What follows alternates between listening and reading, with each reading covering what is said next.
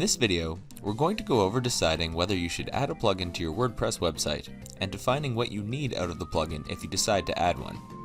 This is the first video in our series on defining holes that can be filled on your site with a plugin and then selecting the right plugin for the job.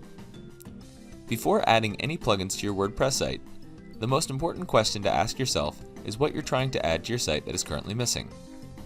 Are you looking to add product reviews from your customers? An FAQ section? Are you looking to improve your SEO or the security of your site? If you're starting with a new site, then it might make sense to list the features that you think would help to make your site successful. Be sure to be specific in terms of what you're looking to add.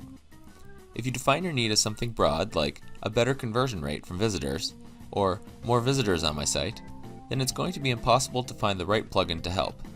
You need to be specific about your need, so something like, I want a place where customers can find answers to their common questions, is much more useful in defining that need. Once you've got your need defined, the next step is deciding on a list of features and splitting them into ones that are really necessary and ones which would be nice to have. For example, if you're looking to add product reviews to your website, features that are absolutely necessary could include customers being able to leave reviews for specific products, customers being able to read reviews that have been left, and integration with WooCommerce if you're using WooCommerce as your e-commerce platform. Things that would be nice to have could include customers being able to filter reviews by rating, having star rating icons at the top of each review, and having a review summary area. Again, the more detailed your features list, the easier it's going to be to actually find the right plugin for your site. Before moving on to looking for a plugin, it also makes sense to think about whether a plugin is the right solution for your need and whether the right plugin is likely to exist.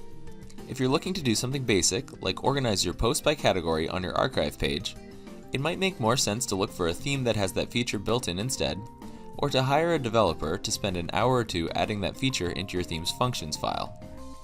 On the other hand, if your need is really specific or advanced, then the right plugin might not exist for the job.